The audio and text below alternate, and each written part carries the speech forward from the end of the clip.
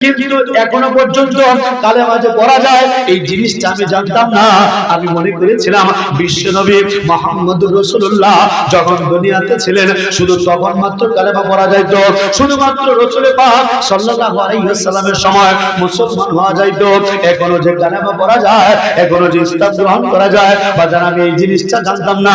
আমার মুসলমান বন্ধুদেরকে আমি আফসোস করে বলেছি, দোস্তরে বিশ্বনবী যদি দুনিয়াতে থাকতেন আমি তোদের সবাইকে ছেড়ে দিয়ে একটা দৌড় দিয়ে গিয়ে নবীজির হাতে হাত রেখে কালেমা পড়ে মুসলমান হয়ে যেতাম।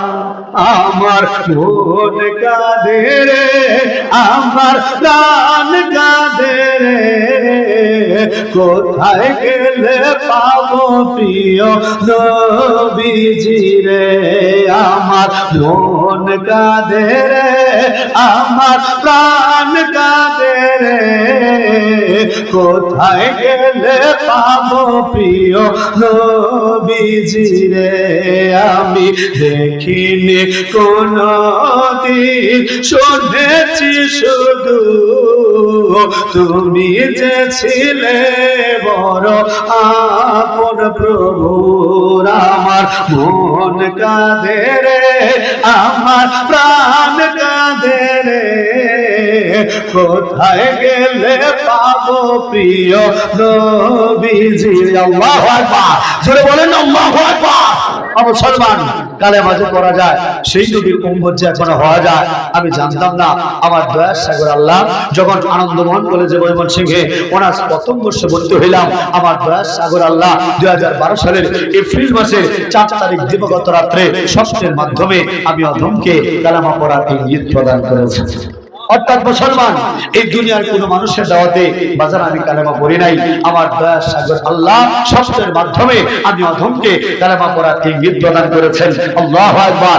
এই কালেমা পায়া আমি আল্লাহর দরবারে খুশি, ইসলাম পায়া আমি আল্লাহর দরবারে খুশি। মুসলমান এই যে ঈমান নামক নিয়ামতটা, এই কালেমা নামক দৌলতটা এই দুনিয়ার মানুষ দুইটা ভাবে পায়, একটা আপনাদের মতো আর একটা আমার মতো। বলতে পারেন হুজুর এটা কি বলেন?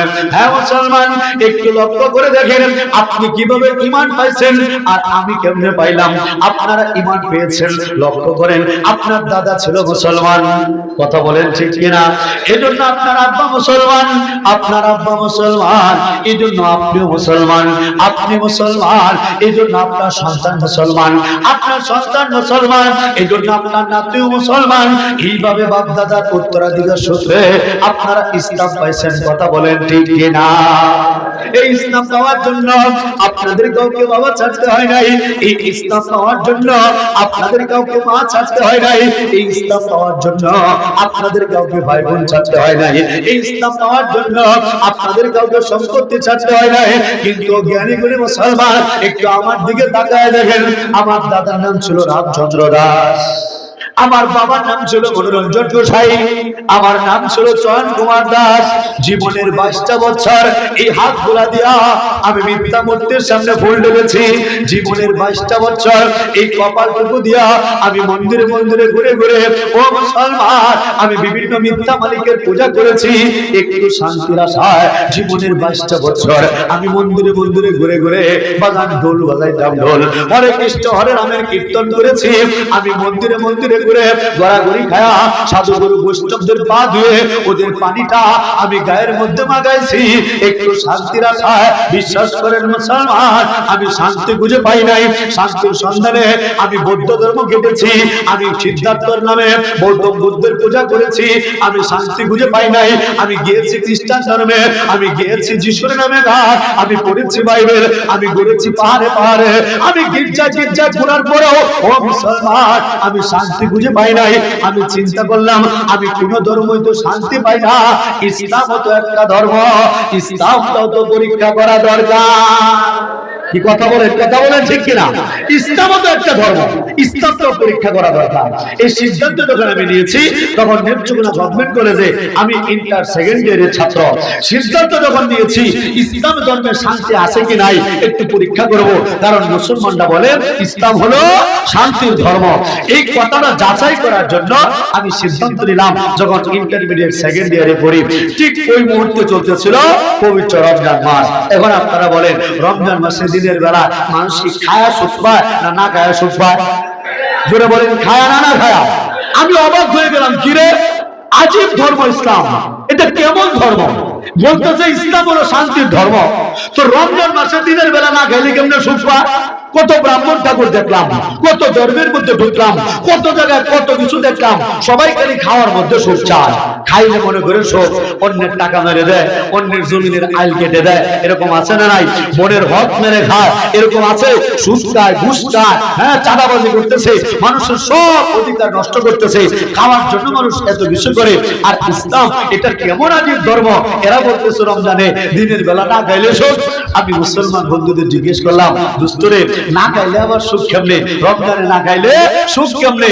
আমারে বলতেছে, দোস্ত এটা রোজা না রাখলে বোঝা যাবে না। কি রোজাদার ভাইরা আছেন না এলাকা? কেন কেন রোজা রাখেন? একটু হাতটা তুলেন তো দেখি। আল্লাহু আকবার। এই বাকিরা হাত তুলে না গিয়া, এইবার 30টা রোজা রাখবো, কার কার নিয়ত আছে? মাশাআল্লাহ মাশাআল্লাহ, আল্লাহু আকবার। দেখেন তো কোন হাত তোলা বাকি আছে নাকি? আল্লাহু আকবার। দেখেন তো ওই যে পিছে পড়ে ভাই, এই যে তারা দাঁড়ায় রয়েছে, নাই ভাই রোজার কথা বলছে, হাত তোলেন। আল্লাহু আকবার, মাশাআল্লাহ মাশাআল্লাহ। হ্যাঁ, এবার কয়টা রোজা রাখবো? সবগুলা। আল্লাহ জয়টা দেয় তয়টা। কি কথা বলে ঠিক কিনা? আল্লাহু আকবার। ও মুসলমান, আমি লাগছেই না বেরো না এটা। আল্লাহু আকবার। ত্রিশালের পুরা মানুষ আবরছি। আল্লাহ তুমি কবুল করো, এই বাদ যদি কবুল করো বলেন আমিন। মুসলমান, আমি রমজান মাসে পরীক্ষা করার জন্য, শান্তির ধর্ম পরীক্ষা করার জন্য যখন রোজা রাখার নিয়ত করেছি, আমি চিন্তা করলাম এটা তো এক আজীব ধর্ম। কত ছেলে আছে ঠিক মতো নামাজ পড়ে না, দাড়ি রাখে না, এরপরও রোজাটা ছাড়ে না। কত মুরব্বী মানুষ দেখেছি বাজান, এই মুরব্বীরা 70-80 বছর বয়স হয়ে যায়, ঠিক মতো হাঁটতে চলতে পারে না, ডায়াবেটিসে কাবু করে ফেললেও এরা রমজান মাসে রোজা ছাড়ে না। কি কথা বলেন, আছে না নাই? ও মুসলমান বাবাজিরা, ইসলাম কেমন শান্তির ধর্ম এটা পরীক্ষা করার জন্য আমি রমজান মাসে সেহরি খাইলাম। আল্লাহু আকবার বলেন না? হিন্দু মানুষ সেহরি খাইছি রোজা পরীক্ষা করার জন্য। বাজান, সকাল গড়িয়ে দুপুর বেলা যখন আসলো, আমি লক্ষ্য করে দেখলাম আমার পেটের মধ্যে ক্ষুধা বাড়তেছে। ক্ষুধা যতই বাড়তেছে শান্তি ততই বাড়তেছে, ক্ষুধা যত বাড়তেছে শান্তি ততই বাড়তেছে। জোরে বলেন আল্লাহু আকবার। আজকে কি নিয়ম করছেন নাকি? জমানে তালা দিচ্ছেন নাকি? একটু কথাবার্তা বলবেন ইনশাআল্লাহ। আল্লাহ তুমি কবুল করো, বলেন আমিন। এই তো ঘুরতেছে, মুখ ঘুরতেছে, এই তো কথা বলা শিখতেছে আমার বাজানরা। আল্লাহু আকবার। ও মুসলমান, বিকাল টাইমে আমার মা আমারে ফোন দেয়, তখন উনি হিন্দু মানুষ, সন্ন্যাসী বৈষ্ণব। আমার মা ফোন দিয়ে বলে, বাবা তুই তো শুনলাম হিন্দুর বাচ্চা, তাহলে তুই কেমনে রোজা রাখলি? আমি বলি, মা গো আমি তো রোজা রাখছি পরীক্ষা করার জন্য। বলে লাভ প্রতীক কি পাইলে? আমি বলি, ও মা আমি লাভ প্রতীক কিছু বুঝি নাই, তবে এইটুকু বুঝতে পেরেছি রোজা রাখার পরে আমার অন্তরটা ঠান্ডা হয়েছে, কলিজাটা শীতল হয়েছে। মুসলমান বাবাজিরা, আমি সবচেয়ে বেশি অবাক হইলাম ইফতারের টাইমে, যখন ইফতার করব 4-5 জন মুসলমান বন্ধুরা মিলে, তখন আমি যুবক মানুষ বসছি ইফতার করার জন্য। মুড়ি মাখাইলাম সানাসুর দিয়া, ছোলা বুট দিয়া, পেঁয়াজ দিয়া, ধনে পাতা কুচি করে কেটে, আল্লাহু আকবার, সরিষার তেল দিয়া সুন্দর করে মুড়ি মাখাইলাম, খেজুর দিয়ে রাখলাম, রুয়াবজা দিয়া শরবত বানাইলাম, ফল ফ্রুট কেটে রাখলাম, সব কিছু রেডি। কিন্তু অবাক হয়ে গেলাম, সব কিছু রেডি থাকা সত্ত্বেও, পেটে ক্ষুধা থাকা সত্ত্বেও মুসলমানরা খায় না। কি ইফতারের টাইমের কথা ভুলে গেছেন নাকি আপনারা? মুসলমানরা কি করে না বাজার? খায় না। আমি বললাম, কি রে এটা কি আজব ধর্ম? পেটের মধ্যে ক্ষুধা লাগছে, এখন সবকিছু রেডি, কাজটা কারণটা কি? বলে মালিকের হুকুম নাই। কি নাই বলে মালিকের হুকুম নাই। আমি বলি মানে? বলে এখন নিয়ম হলো আজান যখন পড়বে তখন আল্লাহর নির্দেশ, তখন খাইতে হবে। আমি বলি তাহলে সেহরির টাইমে কি হয়েছিল? বলে সেহরির টাইমে নির্দেশ ছিল আজান হইলে খাওয়া বন্ধ করতে হয়, আর ইফতারের টাইমে নির্দেশ হলো আজান হইলে খাওয়া শুরু করতে হয়। এর মানে হলো আমরা আজানের উপর নির্ভর করে খাই আর খাওয়া বন্ধ করি না, আমরা মালিকের হুকুমের উপর নির্দেশ করে চলি। চিৎকার করে বলেন আল্লাহু আকবার। কারণ আমরা মুসলমান, এটা বিশ্বাস করি মালিক যা হুকুম করেছে, খাওয়ার কথা বলেছে তা আমরা খাই, যা নিষেধ করেছে তা যতই মজা লাগুক আমরা খাই না। জোরে বলেন কথা ঠিক কিনা? যেমন এই পৃথিবীতে একটা মজার খাবার আছে, এটা খাইতে খুব মজা লাগে, কিন্তু এরপরে আল্লাহ হারাম করার কারণে আমরা খাই না। বলেন তো এই খাবারটার নাম কি? এমন একটা খাবারের নাম বলেন যে খাবারটা খাইতে মজা, খাইলে ধনী হওয়া যায়, এরপরে আমরা হারাম থাকার কারণে খাই না। ওই খাবারটার নাম কি বলেন? সুদ।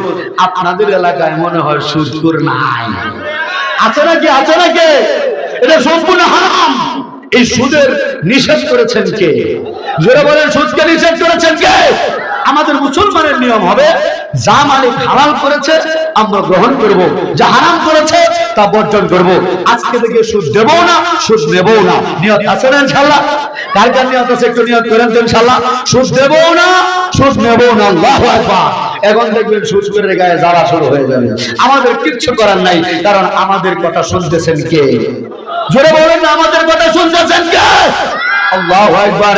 মুসলমান বাবাজিরা, ইফতারের টাইমে যখন আযান করলো, ইফতারটা মুখে দিলাম, আমি বলেছিলাম দোস্ত রে, জীবনে কত খাবার তো খাইলাম। ও রোজাদার মুসলমান, জীবনে কত খাবার তো খাইছেন, কিন্তু রোজার মতো ইফতারের মতো মজা কোন খাবারে পাইছেন নাকি? জোরে বলেন, পাইছেন নাকি বাদান? ইফতারের মতো মজা এই পৃথিবীর কোন খাবারে নাই, নাই, নাই। ইফতার করলাম, শান্তি পাইলাম, রোজা রেখে শান্তি পাইলাম। আমি চিন্তা করলাম, হ্যাঁ, রোজা রাখলে যদি এত সুখ পাওয়া যায় তাহলে রোজার আগে কোনটা? মুসলমানদের জিজ্ঞেস করেছিলাম, ও দোস্ত, রোজার আগে কোনটা? বলে রোজার আগে নামাজ। রোজার আগে নামাজ। আমি চিন্তা করলাম, তাহলে রোজা রাখলে যদি এত সুখ পাওয়া যায়, নামাজ পড়লে না জানি কত সুখ। বুক ভরা আশা নিয়ে তারাবির টাইমে আমার মুসলমান বন্ধুদেরকে নিয়ে, কয়েকজনকে নিয়ে চললাম মসজিদের পানে নামাজ পড়ার জন্য। ও বাবাজি, আজকে দেখতেছেন আমার মাথায় পাগড়ি, গায়ে লম্বা জামা, মুখে দাঁড়িয়ে, কিন্তু একটা সময় ছিল আমি গিয়েছিলাম মসজিদে নামাজ পড়ার জন্য। এই মুসলমানরা আমাকে আটকায়, বলে তুমি তো হিন্দু মানুষ, মসজিদের ভিতর ঢুকতে পারবে না। এই মসজিদের বাইরে থেকে আমাকে দূর দূর করে দাঁড়িয়ে দিয়েছে। আমি তখন গিয়া কয়েকটা কলা গাছের আড়ালে দাঁড়াইলাম। মামার মুসলমানরা যখন হাফেজ সাহেবদের তেলাওয়াত শুনতেছে, আর যখন আমার আল্লাহর কুদরতি পায়ের মধ্যে সিজদা দিচ্ছে, ও মুসলমান, তখন আমি সহ্য করতে পারি নাই। আমি কেঁদে কেঁদে বলেছিলাম, ওগো আমার আল্লাহ, তুমি কেন আমাকে হিন্দুর ঘরে পাঠাইলা? আমাকে কেন তুমি মুসলমানের ঘরে পাঠাইলা না? আমাকে যদি হিন্দুর ঘরে না পাঠায়া এই মুসলমানের ঘরে পাঠাইতা, আমিও তো 5 ওয়াক্ত নামাজ পড়তে পারতাম, তোমার নবীর নামে দুরূদ পড়তে পারতাম। মুসলমান, এই আফসোস ছিল আমার দিলের ভিতরে। কিন্তু এখনো পর্যন্ত যে কালেমা পড়ে মুসলমান হওয়া যায়, এখনো যে কালেমা পড়া যায়, বাজান আমি এই জিনিসটা জানতাম না। অথচ দেখেন, আপনাদের দোয়া নেওয়ার জন্য বলছি, গতকালকে ত্রিশাল সহ আমি অদমের এই হাতে এখন পর্যন্ত প্রায় 394 জনের উপরে হিন্দু, বৌদ্ধ, খ্রিস্টান ভাই কালেমা পড়ে মুসলমান হয়ে গিয়েছে। কিন্তু এখনো পর্যন্ত কালেমা যে পড়া যায় এই জিনিসটা আমি জানতাম না। আমি মনে করেছিলাম বিশ্বনবী মুহাম্মদুর রাসূলুল্লাহ যখন দুনিয়াতে ছিলেন শুধু তখন মাত্র কালেমা পড়া যাইত, শুধুমাত্র রাসূল পাক সাল্লাল্লাহু আলাইহি ওয়াসাল্লামের সময় মুসলমান হওয়া যাইত। এখনো যে কালেমা পড়া যায়, এখনো যে ইসলাম গ্রহণ করা যায়, বাজান আমি এই জিনিসটা জানতাম না। আমার মুসলমান বন্ধুদেরকে আমি আফসোস করে বলেছি, দোস্তরে, বিশ্বনবী যদি দুনিয়াতে থাকতেন, আমি তোদের সবাইকে ছেড়ে দিয়ে একটা দৌড় দিয়ে গিয়ে নবীজির হাতে হাত রেখে কালেমা পড়ে মুসলমান হয়ে যেতাম। আমার মন কাঁদে রে, আমার প্রাণ কাঁদে রে, কোথায় গেলে পাবো প্রিয় নবীজি রে। আমার মন কাঁদে রে, আমার প্রাণ কাঁদে রে, কোথায় গেলে পাবো প্রিয় নবীজি রে। আমি দেখিনি কোনদিন, শুনেছি শুধু তুমি যে ছিলে বড় আপন প্রভুর। আমার মন কাঁদে রে, আমার প্রাণ কাঁদে রে, কোথায় গেলে পাবো প্রিয় নবীজি। আল্লাহু আকবার। জোরে বলেন আল্লাহু আকবার। মুসলমান, কালেমা যে পড়া যায়, সেই নবীর উম্মত যে এখনো হওয়া যায় আমি জানতাম না। আমার দয়ার সাগর আল্লাহ যখন আনন্দমোহন কলেজে ময়মনসিংহে ওনার প্রথম বর্ষে ভর্তি হইলাম, আমার দয়ার সাগর আল্লাহ 2012 সালের এপ্রিল মাসের 4 তারিখ দিবাগত রাত্রে স্বপ্নের মাধ্যমে আমি অধমকে কালেমা পড়ার ইঙ্গিত প্রদান করেছি। অর্থাৎ মুসলমান, এই দুনিয়ার কোন মানুষের দাওয়াতে বাজার আমি কালেমা পড়ি নাই। আমার দয়ার সাগর আল্লাহ স্বপ্নের মাধ্যমে আমি অধমকে কালেমা পড়ার ইঙ্গিত প্রদান করেছেন। আল্লাহু আকবার। এই কালেমা পায়া আমি আল্লাহর দরবারে খুশি, ইসলাম পায়া আমি আল্লাহর দরবারে খুশি। এখন তো আল্লাহ আমার 2 ভাই দিয়েছে, আমার মাকে দিয়েছে। আল্লাহু আকবার। ইসলাম পায়া আমি যেমন খুশি, আপনারাও খুশি আছেন তো? জোরে বলেন, খুশি আছেন তো বাজার? যদি খুশি থাকেন, মৃত্যুর সময় ঈমান নসিব হবে। ঈমান পায় যারা খুশি হয়, মৃত্যুর সময় ঈমান নসিব করেন কে? আল্লাহ।